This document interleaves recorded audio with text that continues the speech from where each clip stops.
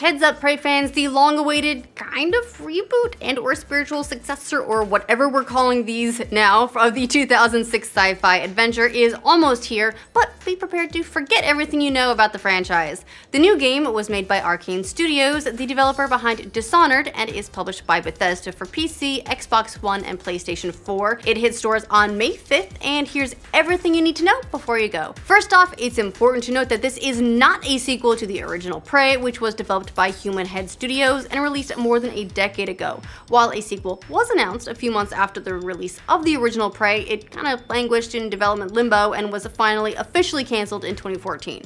This newest Prey is very much a reimagining of the original game. It uses entirely new assets and game systems and a new engine, the CryEngine. Basically, the only link to the original is the broader theme of the protagonist being hunted by aliens. Yes, it's that tried and true sci-fi plot of being stuck on a ship with scary, scary aliens, but that doesn't stop it from being a whole lot of fun. Okay, so with all that out of the way, let's talk about the specifics of the all-new Prey. In the game, it's the year 2032, and you play Morgan Yu, who can either be a male or female, depending on your preference. You are a human aboard a space station orbiting the moon called Talos 1, which has been overrun by an alien collective known as the Typhon.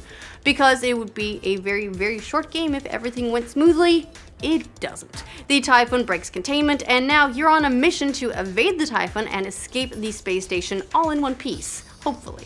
Meanwhile, you've got big holes in your memory and you're chasing down clues and videos trying to find out what the hell is going on. Gameplay-wise, Prey is very much a spiritual successor to games like System Shock. It's a first-person action-adventure game with both FPS and role-playing elements. As you explore the space station and look for a way out, you'll collect certain resources that will allow you to develop abilities.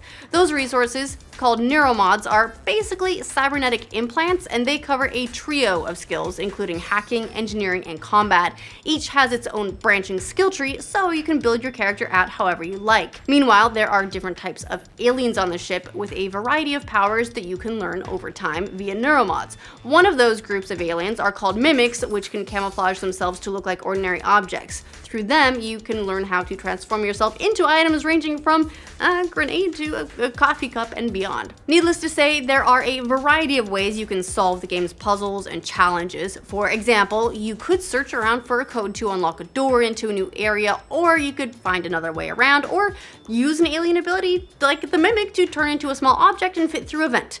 Is there a hard-to-reach second floor? Well, if your engineering game is on point, you can fix the elevator, or you can use a special weapon to create a platform. The point is, there's a variety of ways to skin a cat, which hopefully is not actually an option in the game. As for the space station itself, creative director Rafael Colantonio said it will be completely continuous rather than having a bunch of separate levels or missions. That means that on occasion, you'll have to return to areas you previously explored. You'll also be able to move around the station's exterior in zero gravity, and there will be shortcuts connecting different parts of the station.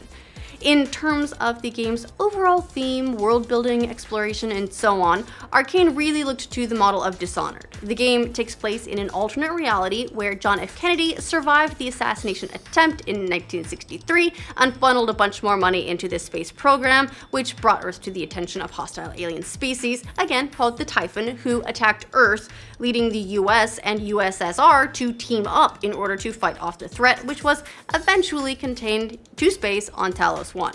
And the space station itself has a lot of design cues from the 1960s, like large magnetic tape storage systems and other throwback hardware. It's very retro science fiction in all its glory. The space station has since transferred to the control of a TranStar corporation who are using the Typhon to research these neuromods, which, as we said, can grant superhuman abilities. All this, of course, you'll discover as you progress through the game via a lot of subtle hints and placements of materials that build out a picture of the world you inhabit and hopefully will survive to enjoy.